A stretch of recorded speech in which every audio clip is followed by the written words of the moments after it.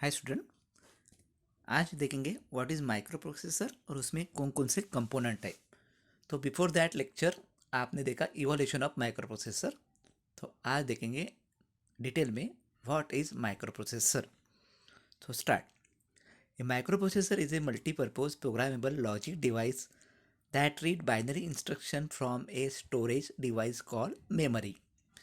अभी जो micro processor होता है वो क्या काम करता है, वो आपके इंस्ट्रक्शन को एग्जीक्यूट करता है यानी उसको रन करता है। तो जो भी डेटा चाहिए उसको वो तो लेगा एज अ, कहाँ से लेगा वो, एक तो वो डेटा मेमोरी में सेव है वहाँ से लेगा या इनपुट डिवाइस से लेगा। इसलिए बोला जाता है micro processor is a multipurpose programmable logic device. जो भी लेता है वो लेता है डेटा फ्रॉम मेमोरी और फ्रॉम अ इनपुट डिवाइस। अब आपको पता है कोई भी डिवाइस हो, कोई भी कंप्यूटर में डिवाइस हो, इसमें दो चीज़ें इंपॉर्टेंट है। एक तो उसका हार्डवेयर और दूसरी चीज़ उसमें सॉफ्टवेयर। जैसे मोबाइल है, मोबाइल में मोबाइल में हार्डवेयर है, इस मेमोरी है और उसका मदरबोर्ड है, वैसे ही उसका सॉफ्टवेयर है। ठीक है। तो ये जो माइक्रो प्रोसेसर है एक तो डिवाइस है और उसका उसका उसके उसके काम करने का जो तरीका है उसके लिए उसका सॉफ्टवेयर रिस्पॉन्सिबल है। मीन्स डिवाइस, हार्डवेयर डिवाइस और सॉफ्टवेयर जब दोनों साथ में चलता है तो ही एक आधी डिवाइस प्रॉपरली काम करता है। तो माइक्रो प्रोसेसर एक डिवाइस है और उसकी प्रोग्रामिंग करके रखी है। जो उन्होंने माइक्रो प्रोसेसर बनाई है उसने उसकी प्रोग्रामिंग करके रखी है। तो माइक्रो प्रोसेसर क्या है, एक प्रोग्रामेबल लॉजिक डिवाइस है जो कि डेटा लेता है मेमोरी से या इनपुट से और एज पर इंस्ट्रक्शन इसको एग्जीक्यूट करता है and finally we get an output. आपको क्या मिलता है, आउटपुट आउटपुट मिलता है जो कि आप मॉनिटर पे या प्रिंटर पे आप देख सकते हो। Micro computer is one of the micro based system. The structure of micro computer is shown in below. तो ये सबसे पहले जो भी कंप्यूटर बना है इसको बोलते हैं माइक्रो कंप्यूटर, जो कि जिसमें उन्होंने माइक्रो प्रोसेसर का यूज़ किया था। अब इसमें क्या क्या कंपोनेंट है देखो। तो माइक्रो बेस्ड सिस्टम में बहुत सारे कंपोनेंट होते हैं। तो एक है एएलयू, इसका नाम है arithmetical logical unit. Second register. Third control unit. तो दैट इज़ अ माइक्रो, ये है आपका माइक्रो प्रोसेसर का यूनिट। इसमें एएलयू है, रजिस्टर है और कंट्रोल यूनिट है। बाद में इनपुट डिवाइस, मेमोरी और माइक्रो प्रोसेसर से डेटा इन या आउट करने के लिए उसके बाद से सिस्टम बस, यानी मेमोरी से डाटा लाने के लिए या इंस्ट्रक्शन लाने के लिए माइक्रो प्रोसेसर से, या माइक्रो प्रोसेसर से डेटा भेजने के लिए आउटपुट डिवाइस के लिए सभी इसके लिए कौन सी है, सिस्टम बस है। System bus, there are two type of system bus. Address bus होती है और डेटा बस होती है। वो बात के लिए सामने जाके अपन देखने वाले हैं। तो भी इतना याद रखो कि microprocessor microcomputer consist of microprocessor, input device, output device and memory and system bus. तो microprocessor consist of ALU, register and control unit. Okay. Then the microprocessor is a semiconductor device consist of electronic logic gate. तो ये जो micro processor है वो बना है made up of semiconductor device. उसमें बहुत सारे लॉजिक सर्किट होते हैं, गेट्स होते हैं, उससे बना है। It is capable of performing various computing function and making decision to change the sequence of program execution. इसका मतलब है कि ये जो माइक्रो प्रोसेसर है कैपेबल है, जितने भी आपके फंक्शन है कंप्यूटर में काम करते हैं, यूटिलिटीज़ है, सभी को रन करने की क्षमता माइक्रो प्रोसेसर में है। साथ में वो डिसीजन भी लेने की कैपेबिलिटी है। डिसीजन लेना मीन्स जैसे जैसे मान लो एग्जांपल, दो नंबर को कंपेयर करना है। दो नंबर को बोला मैंने, जैसे 20 और 30। तो आपको मालूम है कि आप greater than less than use करके कंपेयर करते हो। ठीक है। तो वही डिसीजन, वैसे ही तरीका है, माइक्रो प्रोसेसर भी वही काम करता है, यानी वो डिसीजन लेने की क्षमता है कि दो नंबर से कौन सा नंबर बड़ा है। उसके पास उसके बहुत सारे ऑपरेटर है इस काम के लिए। तो इससे क्या होगा, उसका फ्लो ऑफ एग्जीक्यूशन चेंज हो जाएगा।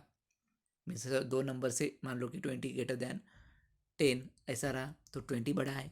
अगर 20 लेस देन 30 मीन्स 30 बड़ा है, तो इस अकॉर्डिंग टू ऐसे इसका फ्लो ऑफ एजुकेशन क्या होगा, चेंज होगा। ठीक है, ये चीज़ आपने यहाँ पढ़े है, फ्लो ऑफ एजुकेशन C++ में पढ़े है या फ्लो चार्ट में पढ़ी है। ठीक है, तो इतना याद रखो कि माइक्रो प्रोसेसर एक सेमीकंडक्टर डिवाइस है। It is made of gates, logic circuit.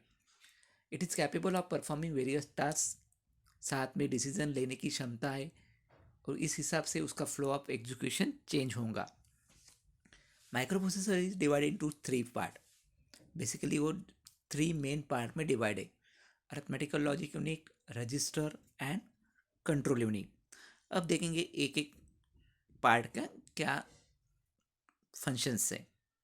Okay, अब arithmetical logical area, this is the area where microprocessor perform various computing function are perform on data.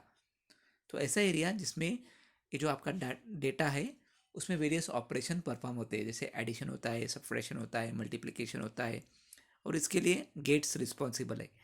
The ALU unit perform such arithmetical operation as addition and subtraction.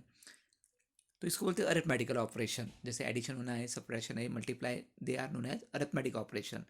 कुछ operation logical होते, जैसे and, और, exclusive और, यानी आपका जो ALU section है it is वो कैपेबल है सभी टाइप का ऑपरेशन करने के लिए, whether it is arithmetic, whether it is relational, whether it is logical, सभी टाइप का ऑपरेशन करने में क्षमता है किसमें, ALU में। Then register, this area of microprocessor consists of various register. These register are primarily used to store data temporarily during the execution of program. तो register it is a physical device, means वो device है, it is capable of storing the data temporary when microprocessor execution कर रहा होता है, तब register आपके data को होल्ड करता है, मीन्स टेम्पररी स्टोर करता है। ओके, जैसे C+ के भाषा में बोला जाए तो वेरिएबल होता है जो स्टोरिंग द वैल्यू, वैसे ही अब माइक्रो प्रोसेसर की बात कर रहे हैं तो there are the register to store the data. अब वेरिएबल आप खुद बनाते हो, लेकिन यहाँ पे रजिस्टर बनाते नहीं है, ये डिवाइस है उसमें 7 जनरल टाइप के रजिस्टर दिए हुए हैं जो कि प्रोग्रामर यूज कर सकते हैं। कितने टाइप के रजिस्टर, 7। ठीक है, और डिटेल में पढ़ेंगे अपन, बाद में पढ़ेंगे, बाद में है उसमें। ठीक है, तो जैसे वेरिएबल आप क्रिएट कर सकते हो आपको जैसा लगता है वैसा, रजिस्टर क्रिएट नहीं कर सकते, रजिस्टर फिक्स है। देयर आर 7 रजिस्टर जो कि प्रोग्रामर यूज कर सकते हैं। ओके, तो this area of microprocessor consist of various register.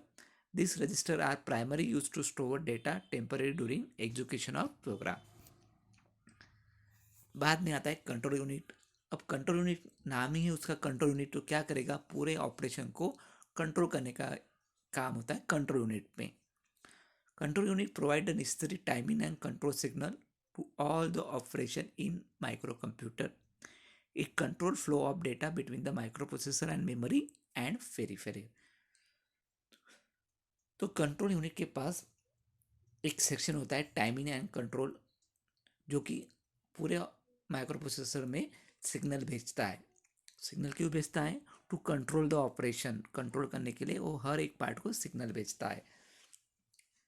It control the flow of data between microprocessor and memory and peripheral. जो भी डेटा जाएगा memory to microprocessor, memory to input, memory to output, या vice versa, all the operation is responsible by control unit. Then memory store binary information such as instruction and data and provide that information to microprocessor when necessary. तो memory is a storage device. तो memory जो भी information store करती है in form होती है binary, means 0 and 1। जैसे 1 को भी स्टोर करना है तो उसका वो बाइनरी में स्टोर करेगा, जो भी होगा 0 और 1 को 1 में स्टोर होगा। जैसे A है वो भी बाइनरी में, B भी है तो भी बाइनरी में, जो भी डेटा है बाइनरी में स्टोर रहेगा। और जब भी उसको माइक्रो प्रोसेसर को ऑपरेशन के लिए वो डेटा चाहिए तो वो मेमोरी से डेटा को लेगा. To execute program microprocessor read instruction and data from memory and perform computing operation in ALU section. तो जब भी माइक्रोप्रोसेसर को ऑपरेशन परफॉर्म करना होगा या कुछ इंस्ट्रक्शन एग्जीक्यूट करना होगा तो मेमोरी से वो डेटा लेगा और ALU सेक्शन एज पर इंस्ट्रक्शन ऑपरेशन परफॉर्म करेगा. Then result are either transfer to output section for display और स्टोर इन मेमोरी. तो जो भी रिजल्ट है एक तो आउटपुट सेक्शन को भेजेंगे या मेमोरी में स्टोर करके रखने वाले हैं. Then input output device. This section communicate with outside world. Input device also known as peripheral. तो इनपुट आउटपुट डिवाइस से अपन क्या करते हैं कि जैसे मान लो कि कीबोर्ड है यानी आउटसाइड की जो भी इंफॉर्मेशन है आप मशीन को देना चाहते हो तो आपके पास है input device. By input device we are input the data. इसको दे रहे हैं आप कंप्यूटर को दे रहे हैं यानी मेमोरी में स्टोर कर रहे हैं कंप्यूटर में दे रहे हैं. वैसे ही आउटपुट डिवाइस क्या करता है जो भी अपनी मशीन की इंफॉर्मेशन है अपन बाहर की दुनिया में दे रहे हैं. तो बाय कैसे दे रहे हैं by using the output device. The input device are there are the examples of input device. The input device are light emitting diode LED, cathode ray tube CRT, video screen, printer, plotter. Okay थोड़ा correction है इसमें. देखो input device है LEDs, cathode ray. ये जो मैंने type किया है इसमें आउटपुट डिवाइस चाहिए. तो इनपुट डिवाइस का काम है मशीन को डाटा देना.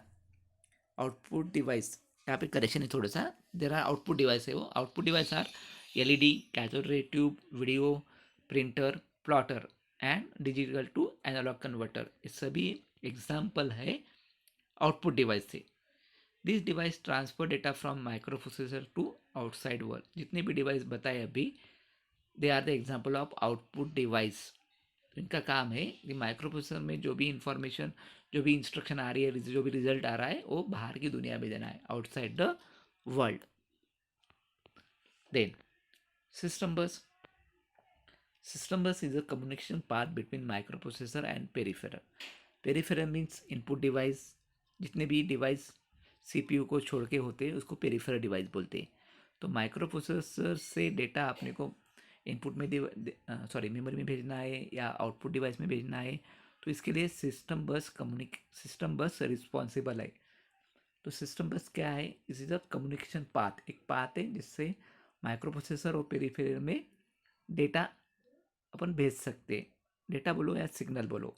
फिर there are two type of bus. एक होती है एड्रेस बस और दूसरी होती है data bus. It is a group of wire to carry bits. तो इसमें क्या होता है सिस्टम बस बनी होती है ग्रुप ऑफ वायर से टू कैरी द बिट्स. जो भी डाटा जाएंगे वो जाता है बिट के फॉर्म में 0 और 1 के फॉर्म में. There are several buses in system. तो there are several type of buses. Okay, thank you.